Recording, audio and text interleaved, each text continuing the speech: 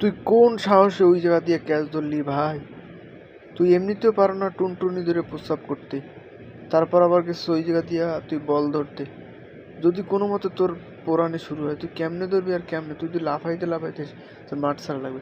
তোরে নেছে তোর যদি হাত নাই, তুই খেলবি, তুই দুধ ভাত, তুই কে ক্যাচ ধরতে যাবি? তুই আবার কিপারে দাঁড়াইছ? ওরে সাহস!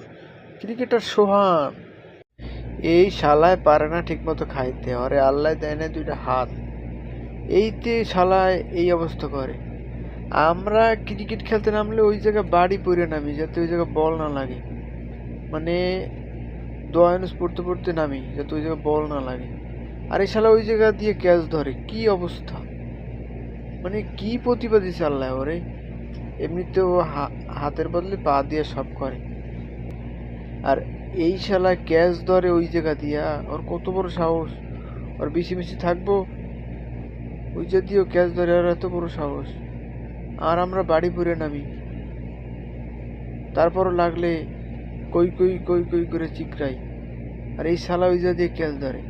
আরে শালা তুই এলিয়েন!